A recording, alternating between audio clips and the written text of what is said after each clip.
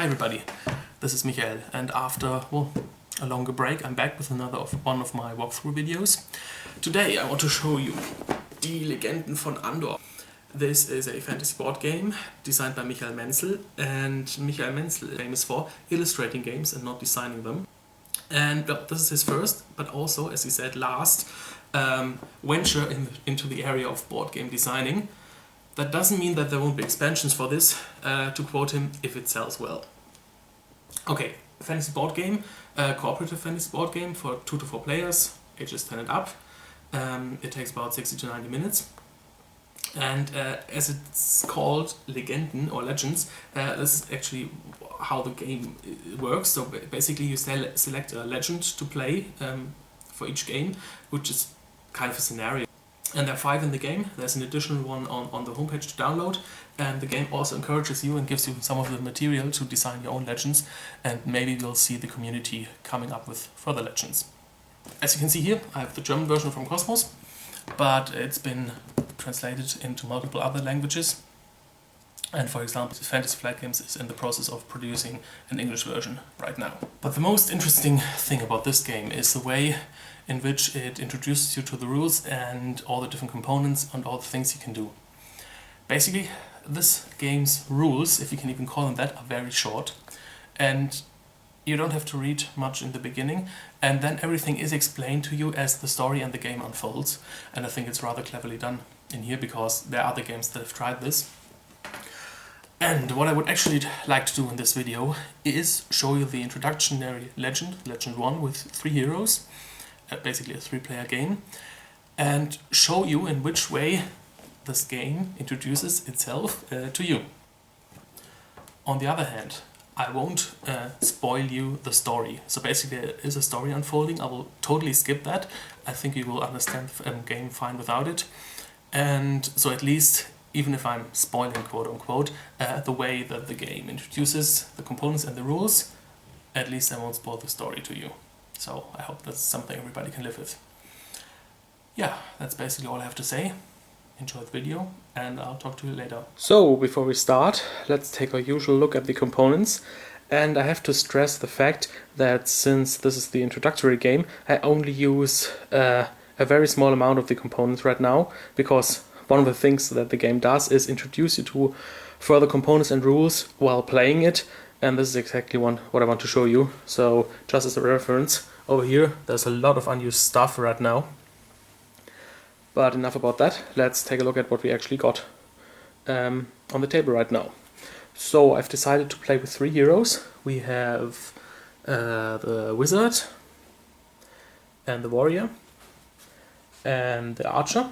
And for a little bit of a close-up, let's take a close look at the warrior.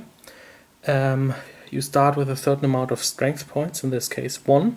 A certain amount of will points, which are basically kind of your health. And he starts with 7, and that also determines how many dice he can roll in combat. And he has a maximum of 4 dice, which you can see over here. Then up here is a special ability, which I will mention once we get to the situation in the game where it's applicable. Up here you can store coins, as many as you like, and here you have 3 spots for items. And as we can see, for example, the archer has 1 dice more, and the wizard only has 1 die, and both these facts are kind of related to their special abilities in combat. They also start on specific spots on the map, so the wizard up here in the north, the archer in the forest, and the warrior down here. Over here we have some gold in the stockpile, which the heroes can earn. Then the blue tiles over here are different encounters that the heroes can have. Up here we have fog, so this is actually not known yet, they are hidden. Then we have treasures here and here, we have a merchant down here, and finally a well over here. And these blue tiles are basically just placeholders for the introduction game, with lots of text on them describing what these things actually do. And in the full game you won't use them, but for now they're there, so all these different concepts of encounters can be explained. Then up here we have a time track with 7 hours, and each hero has a disc to mark the passage of time for everybody here. Down here we have several tracks to track the enemy's statistics for combat. And over here we have the narrator's track going from A, where the narrator starts, all the way to N up here. And when the narrator arrives up here, and he can advance through certain events in the game, the legend, the current game, will be over. And finally over here we have the legend cards corresponding to some of the letters on the track, which tell the story of the legend that we're currently playing. And that's basically all for the components right now, but as I said before, there will be more during the course of the game. Okay, so basically now we're ready to start the game. From the rules we only got the setup and what the heroes can do on their turn. So basically each day a hero has 7 hours worth of time, and when it's a hero's turn he can do one of two things. He can either move, and for each space you move, and you can move as far as you want to, and you have to pay 1 hour in time. So if you want to move 3 spaces, that's 3 hours. And the other option is to pass and just wait and do nothing, and that will cost you 1 hour. And the last thing that the rules told us was, since the narrator starts on A, to actually take a look at the A legend card. And up here is a little bit of a story, which I'll just skip, but we have a task. Basically, this task is made up of 4 subtasks, and we have to do these 4 things on the first day. So basically, each hero has a maximum of 7 hours to achieve this. So what do we have to do? We have to discover at least one of these fog tiles. We have to go to the merchant and train or buy 1 point of strength, and for that we need 2 gold. So obviously we have to pick up that treasure first with the same hero. 1 hero has to drain or empty this fountain over here, this well. And finally, at last, 1 hero has to enter the castle. Also, we are told that the hero with the lowest rank will start, and the warrior has rank 14. The wizard has 34, and the archer has 25. So the warrior will start.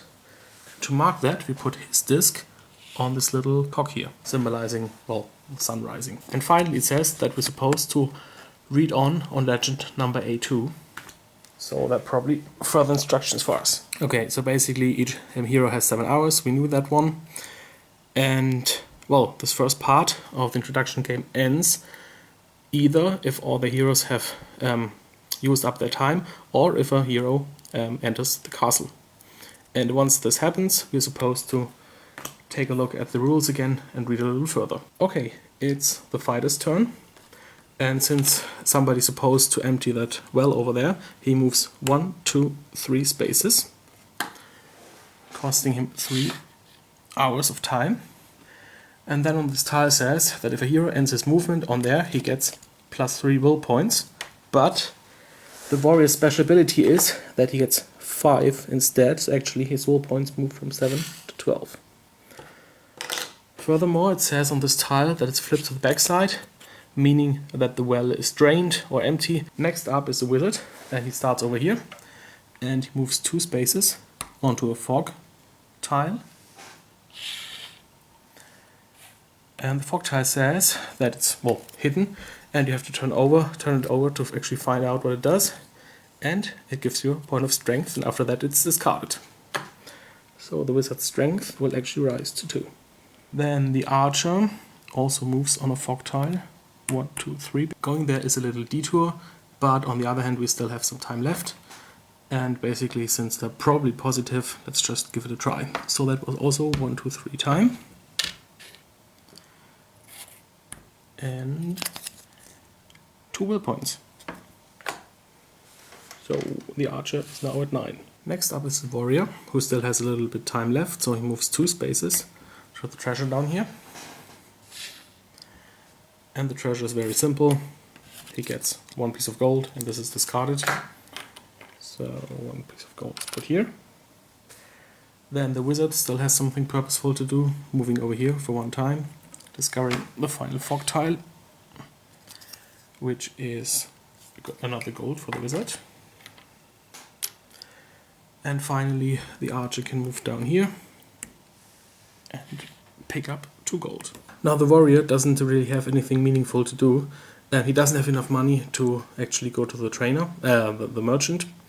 He can't move to the castle yet because this is supposed to be the last task, so all he does is wait. And the same holds for the wizard. so he waits 2. But then the archer can move down 1 here for 1 time and actually resolve the merchant. And basically it says that at the merchant you can buy strength for 2 gold each. This is also discarded because we have the reminder of the merchant symbol here. And so basically he discards 2 gold and is now at 2 strength points. And then it's a warrior's turn again. And, well, the funny thing is, he can't actually move to the castle because he doesn't have enough time left today, because that's 2 spaces, and he is at 6, so basically all he can do is wait. But the wizard is able to move in there for 2 time. Well, so now this first part is over, and one of the heroes has arrived at the castle. There's further instructions in the rulebook, and one of the things that happens is that basically the first day is over, all of the discs are put back. And since the wizard arrived in the castle, he's the one to go first on the next day. Now the rules instruct you at this point to set up and prepare further things, and I will show you each of the things that I'll prepare now for the second half of the game as I'm doing it, so you can actually see what happens. The first thing is that each of these spots with a well on the board gets one of these tiles, which are basically just the same as a big tile. On the front you see how much will points you get, on the back you see that it's drained, but these are of course much more handy than the big tile from before.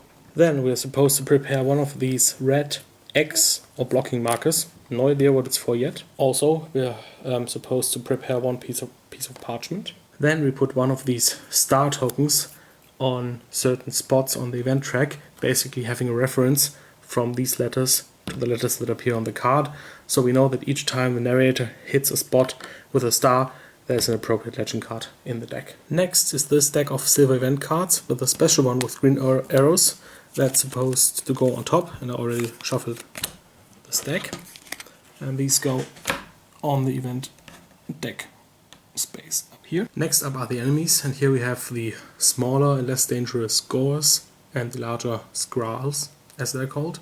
Then we have this big combat reference sheet. Also, we're supposed to prepare 2 other legend cards. One is End of Combat and one is Fighting Together. Then we have a cube to track the enemy's strength, a disc to track their willpower, and finally 2 combat dice for the enemies.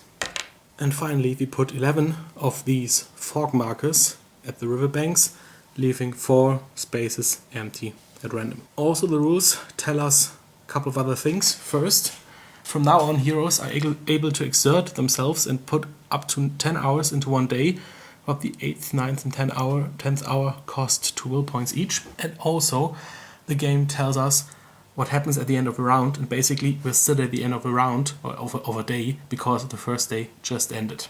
And basically there are several steps to ending a round, and these are just resolved from left to right. The first thing that happens is drawing an event card, and now of course we draw the one that we're supposed to put on top, and let's see what happens.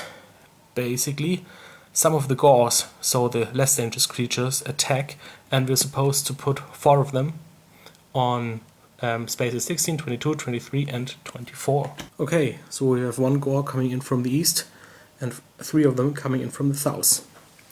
Next up is actually movement of Gors, and each of them moves to an adjacent area following these arrows, and we start with the one on the lowest space, so 16 goes first, he moves over here. Then the guy on 22 moves over here. The one on 23 would also move over here, but since there's already one there, he moves to the next space, and the one on 24 moves over here to 21. After the Gors moved, the Skrulls would move, then these cat things there, then the trolls, then the cat things again, so that makes them extra dangerous. Then the wells would be refreshed, so for example if this one would be face down, we would just flip it face up again. And after that the narrator moves 1 spot, and if we do that we see that he hits the B space, there's a star in it, so we'll read the next legend card. So let's have a look at legend card B1. Okay, first of all we get some equipment. Each hero gets 1 point of strength. So the warrior will be at 2, and the wizard and the archer will now be at 3. Furthermore, we get a total of 4 gold that we can distribute as we see fit. These 2 have 1 each, so let's give them another 1 so they can actually buy something for it. and at this point we only can buy points of strength, and the other 2 go to the archer, so now he also has 2. It also says that I only fight creatures on my turn, and I can harmlessly move into spaces with creatures. And I have kind of a passive goal.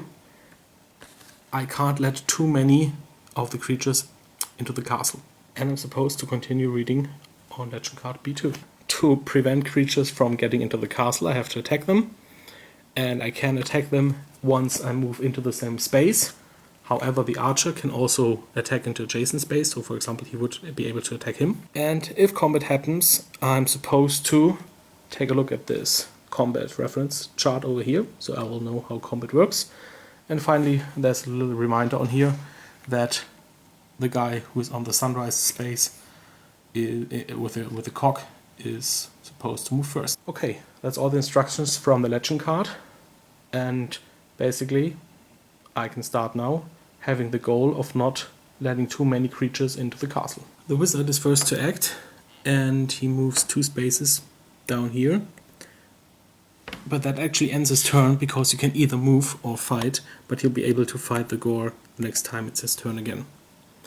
Next up is the archer, and first of all, he's on the merchant space. So since he didn't move there on this turn, but he starts there, he can actually buy something from the merchant and then act after that. So what he does is he gives up 2 coins and buys another strength point, putting him in at 4. And after that, since he's the archer and can shoot into adjacent spaces, he will attack the score now. If we take a look at this handy combat reference chart here, first of all it's mentioned that we're supposed to set the enemy statistics, and the gore starts at 2 strength points and at 4 will points.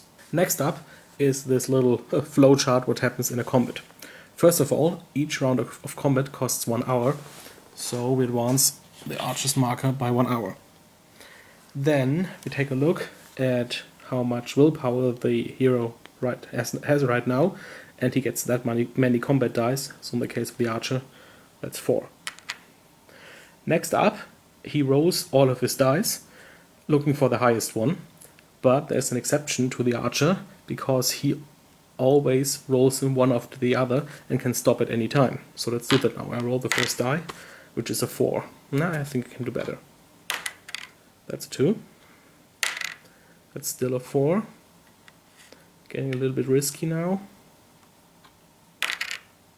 A 4 again. So basically my highest score is 4. To that I add my current strength, which is also 4, so my result is an 8. Next up, the gore throws 2 dice, looking for the highest one, that's a 5, plus the gore's 2 strength, that's 7, so that's a difference of 1 with advantage on the archer side, and whoever has less loses that many willpower points. So 8 to 7, that's a difference of 1, so the gore loses 1. And now basically I can say, okay, I quit, but I can continue on. And so we loop back to the beginning, and in another combat round, first what I have to do is invest another hour. Then I start rolling again. That's 4, 3, 6. Okay, I stop, obviously. So 6 plus 4 is 10, I'm at 10 now. And the gore has a 3, plus 2, that's 5, so it's a difference of 5. He only has 3 points left. I kill him. Now, I'm supposed to take a look at the legend card End of Combat, which tells me what happens right now. And this one's color-coded, and this is not the only card to be so. So basically, blue results are positive, red results are negative. Basically, all that's on here is that the gore is worth either 2 gold, or 2 will points, or a combination of both, so 1-1 basically, and I can decide what I want. I think I have still enough will, but since I'm still on the trader space, I think 2 gold is a good investment.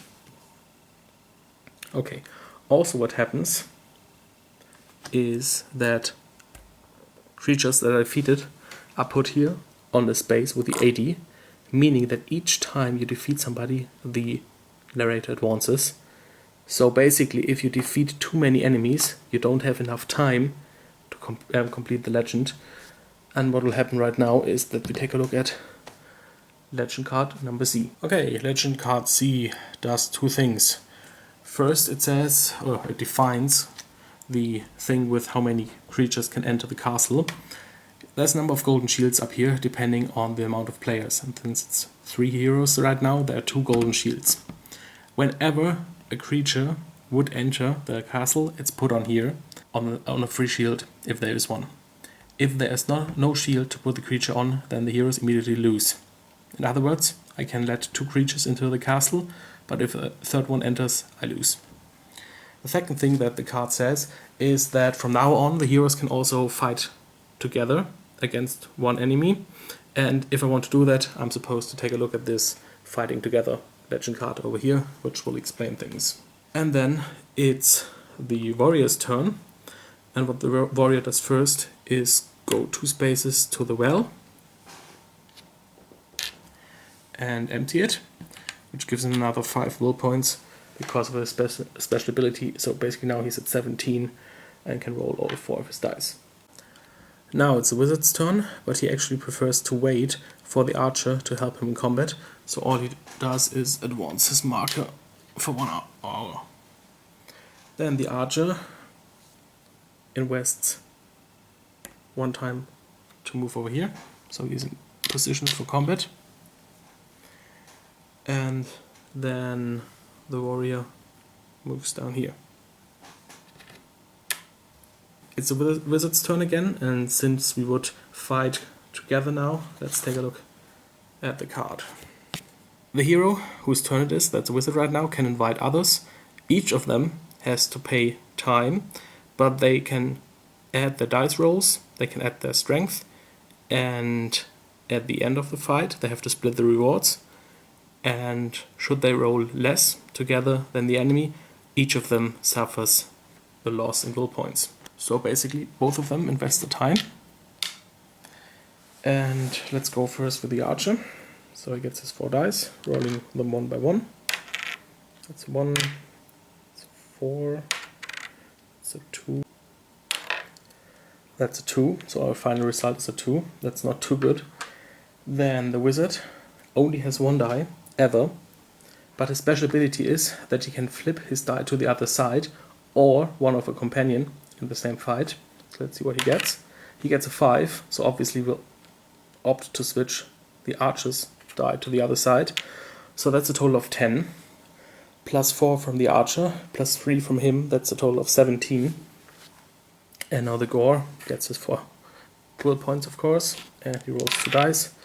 That's 5, plus 2 is 7, that's a difference of 7, so he's instantly killed. And both of them can split the rewards between them, and it's probably not a bad idea if one of them gets 2 gold, and let's pick the wizard for that. The defeated Gore is put over here, meaning that we'll advance the narrator and take a look at legend card number D. Okay, we get a lot of new Gores on spaces 8, 15, 43, 48 and 53. That's another 5. And we're starting to realize we can't kill them all, because then we'll run out of time. So basically we'll have to make meaningful decisions from now on, who to kill and who to let pass.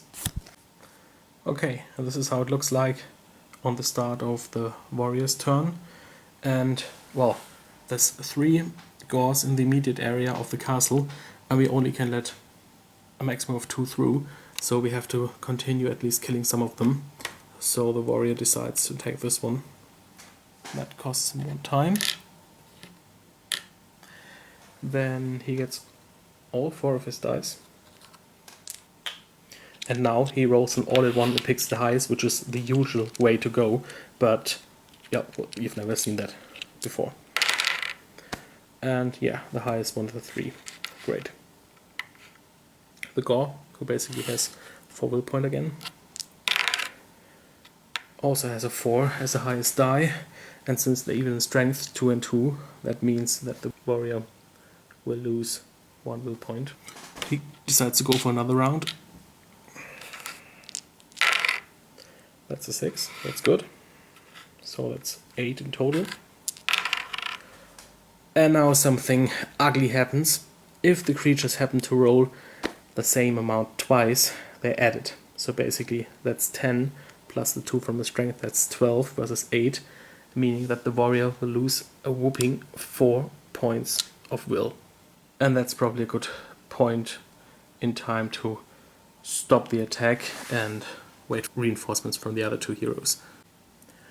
The wizard moves 2 spaces down to the merchant,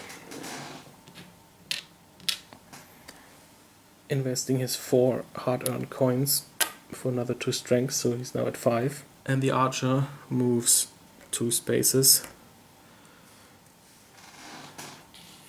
in order to help the warrior fight his enemy. On the warrior's turn, he invites the archer into combat, so basically both of them are advanced by 1 hour.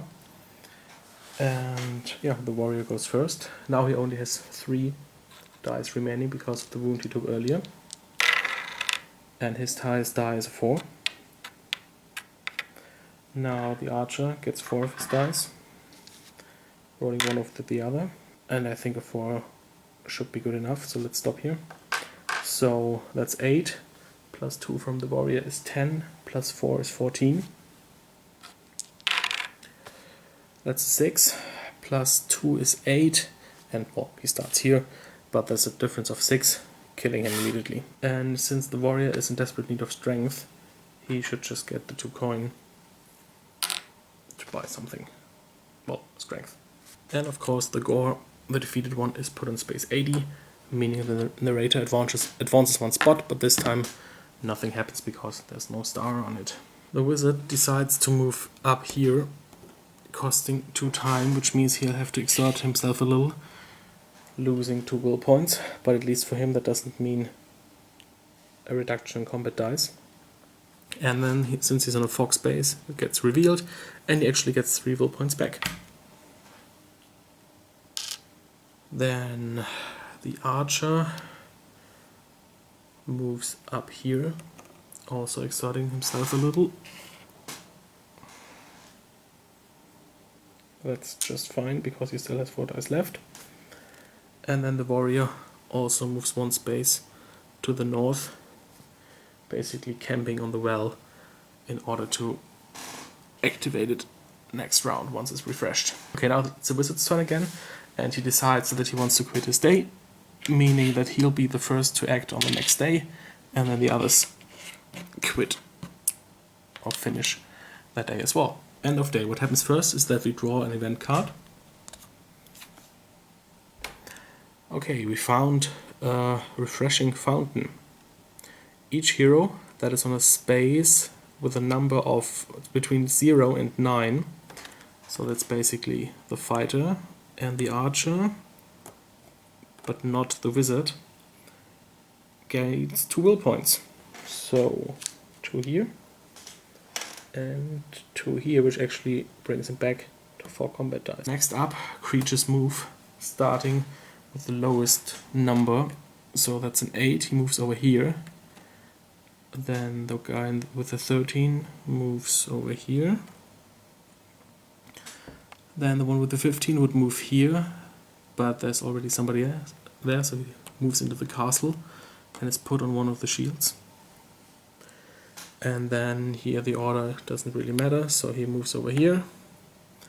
This one crosses the bridge, and this one moves down here.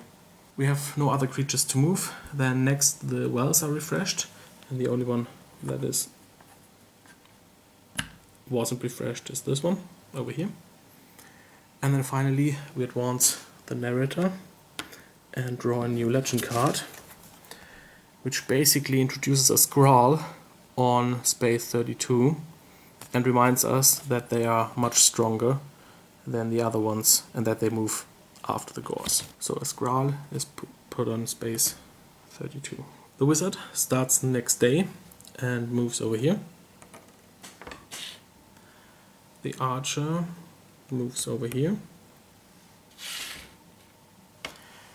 The warrior starts by draining this well, and after that he moves 1, 2, 3, 4 spaces down to the merchant. and buys 2 points of strength. The wizard invites the archer to combat, so both advance 1 hour. The wizard goes first, he gets a 2, so let's immediately flip that 1 to a 5. And now the archer goes, getting a 1, a 6, okay, let's stop right there. That's 11, plus 4 is 15, plus 5 is 20, so basically the god doesn't stand a chance. Yeah, indeed, so he has 5 and is instantly killed. Let's give the money to the archer. And as always, the gore is moved over here and the narrator advances by 1 space. The warrior moves 2 spaces over here and reveals the fog tile, which is 1 gold. The wizard moves 2 spaces up here, eager to engage the remaining gore. And the archer just follows him 1 space, like this. The warrior decides to take on this gore by himself, so that's 1 hour for him. He gets all his 4 dice now. And he has a 6. And the 6 plus 4 is 10, versus 3 plus 2 is 5, so he instantly kills him with a difference of 5. He decides to take 2 gold since his willpower is already very high up. And finally, this one is put over here, meaning that legend card H will be read now. Okay, legend card H tells us that one of the bridges gets destroyed. So now we pick up this red X that we prepared in the beginning, put it on the bridge, and the bridge is specified in the text, and now heroes can't no longer cross, and enemies can't cross as well. Then we get basically our final task. So not only do we have to defend the castle, but we also have to take a message from the king that's lying right outside the castle in space 5 here, over to this tree here in space 57. And basically this is our task now until the end of the game. Bring the message over there before the narrative hits the end space. And then I'm supposed to read on card H2. Okay, this spawns some new enemies. Gores on 3 spaces, Skrulls on 2 spaces, I'll do that in a minute. And basically it says that once I pick up the parchment or the message, I can put it on one of these square spaces here where I can have items. And if I want to, I can drop it in other spaces and heroes can pick it up again. Also, heroes can trade from now on if they end their movement in the same spaces. Then they can trade gold and items, in this case the message. And it's important that the enemies are trying to get the message, so whenever they are in the same space as the message, because it's lying around or because someone is carrying it, we instantly lose. That also means that apart from the archer, who can fire on the enemies in the next space, the hero with the parchment can't engage the enemies in close combat, because then they would be in the same space as the message. So, after we spawned the new enemies, this is basically how it looks like. The wizard, as usual, invites the archer into combat with him.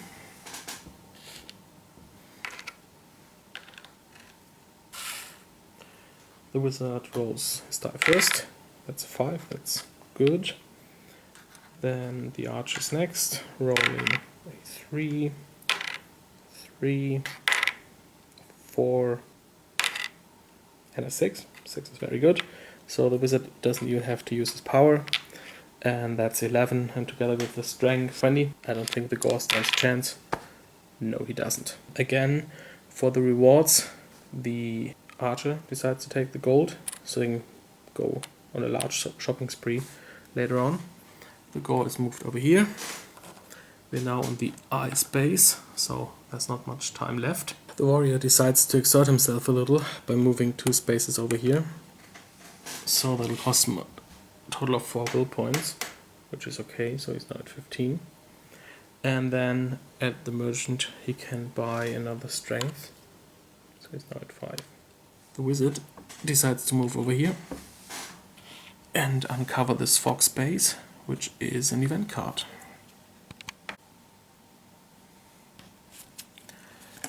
Okay, there is, well, basically encouraging music coming from the tree over here, and each hero that has less than 10 will points gets 2 will points.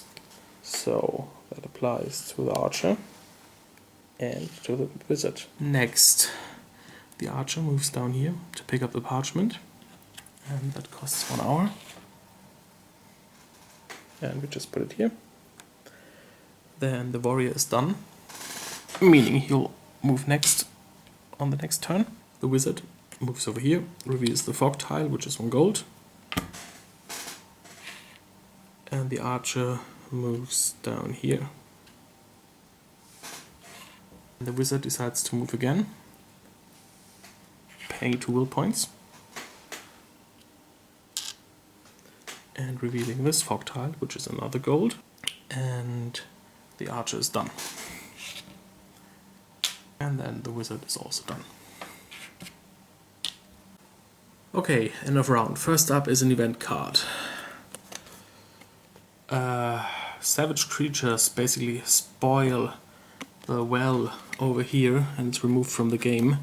I guess this is something that we can live with. Next up, Gore's move. This one moves over here. That one moves over here. That one moves first over here. Then that one moves over here. And this one moves over here. Then the Growls are next. So that one skips over here and moves here. This one basically builds a chain reaction over these two and is now here. And that one over here moves to here. Then the wells are refreshed. And the narrator is advanced yet another space. I'll actually stop the video for Legend 1 at this point. Basically everything that should be introduced now has been introduced. Of course it's open whether the heroes will succeed or not. But if you take a look at Legend card N, it's again color coded, and depending on whether you're successful with both tasks, keeping the castle safe and delivering the message, you either get the blue end with a nice story ending or the red end. What I would like to do now before ending the video is show you a little glimpse of what is still coming in the further legends, but just showing you the setup of the second legend and the differences. So when we start with the board, we see that the event cards are golden now, and there's a much thicker stack. We have the fog tiles out again, we have the heroes starting, we have a lot of monsters already on the board. We have peasants that need to be saved. When you escort them back to the castle, you actually turn them over and you have another golden shield, meaning that you'll survive an additional monster that comes through. Over here, next to the narrator track, at a certain point, the rune stones will be explained to us with this legend card, and actually this was determined randomly by a die roll. I rolled a 4, so this is the turn in which the rune stones will be explained. Down here we see that the back of the combat introduction board is actually the equipment board, where we have different things like a falcon that can transport items from one hero to another, a looking glass, a spyglass, that will help you discover, for example, the fog tiles or any tiles that are face down, a helmet which will allow you to add up 2 dice that show the same amount in combat, basically like the monsters already can, a bow that gives you basically the archer's ability of attacking from afar, a shield that lets you block damage or unwanted events, water skin that gives you 3 points for moving, so you don't have to waste hours for that, and a witch's potion. Speaking of the witch, here she is, and she'll enter the game at a certain point. We have a legend card explaining her. We have this prince that will help the heroes. We have these Vordrax creatures, which are really tough because they use the black dice, which go from 6 to 12. We have a tower, we have coins again, we have our rune stones, which are different colors, and basically if a hero manages to get 3 different colors, and he also has to transport them, so they take up a lot of space. He's actually allowed to use the black dice as well. We have a healing herb, and that's about it. But as you can see, there's still a lot of unused stuff over here, so the third legend and the fourth and the fifth will even expand further. And finally, the board also has a backside where there's a whole other scenario in it, basically a dwarven mine. Okay, I hope you enjoyed this overview of the first legend that I gave you and the glimpse into the second legend. I hope I could show you how the game works, at least in the beginning, because there's so much more, as you've probably seen. I also hope that I could show you the interesting way in which the game introduces everything and basically the curiosity, at least for me it's this way, that when you're instructed to put out all these different things and the counters and you have no idea what they do yet and you're eager to find out what they will do and how they will work and what will happen during the stories. Not necessarily story-wise, but rules and components-wise. On the other hand, if you say, well, that has been interesting, but I would like to see more, I would like to see how the second legend works, or the third, because while the first and the second legends are still introductions, the third legend is actually something that you can play over and over again, because it has a randomized setup and randomized goals, and the final boss has different stats in each different playthrough. So if you would like to see another video maybe, or have questions, please contact me, write a comment, write me a message, and I'll see what I can do about it. Hi guys, that's everything for today. Have fun playing, and I'll see you next time. Bye!